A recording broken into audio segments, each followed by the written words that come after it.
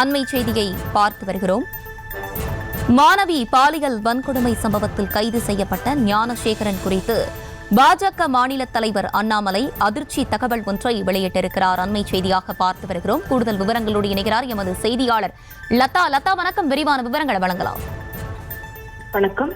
அண்ணா பல்கலைக்கழக மாணவி பாலியல் வன்கொடுமை தொடர்பான அந்த வழக்குல குற்றம் சாட்டப்பட்ட ஞானசேகர் என்பவன் கைது செய்யப்பட்டிருக்கக்கூடிய நிலையில திமுக நிர்வாகிகளோடு அவன் எடுத்த புகைப்படங்கள் தற்பொழுது சமூக வலைதளங்களிலும் அதே போல பிற சமூக வலைதளங்களிலும் கூட வைரலாகி வரக்கூடிய ஒரு நிலையில பாஜக மாநில தலைவர் அண்ணாமலை ஒரு பதிவை வெளியிட்டிருக்கிறார். அந்த வகையில பார்த்தோம் அப்படின்னா திமுக நிர்வாகிகளுடன் தொடர்பில் இருப்பவர் ஞானசேகரன் என அவர் அந்த பதிவில் தெரிவித்திருக்கிறார்.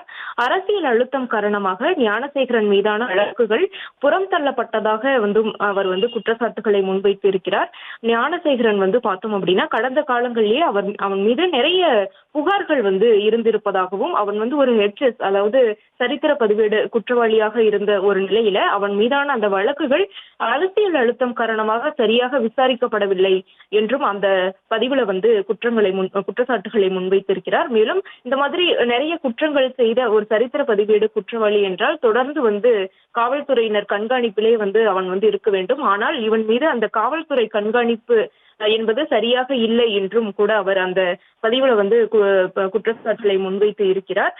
இது இந்த மாதிரியான சரியான ஒரு முறையான கண்காணிப்பு இல்லாத ஒரு சூழல் தான் குற்றங்கள் நடைபெறுவதற்கான ஒரு இடம் அளித்து இருப்பதாகவும் அவர் அந்த பதிவுல தெரிவித்திருக்கிறாரு. மேலும் தமிழக மக்கள் எவ்வளவு காலம் இந்த மாதிரியான கொடுமைகளை பொறுத்து கொள்ள வேண்டும் என்றும் முதலமைச்சர் மு.க.ஸ்டாலின் அவர்கள் இதற்கு பொறுப்பேற்பாரா என்ற கேள்வியையும் கூட எழுப்பியிருக்கிறார்.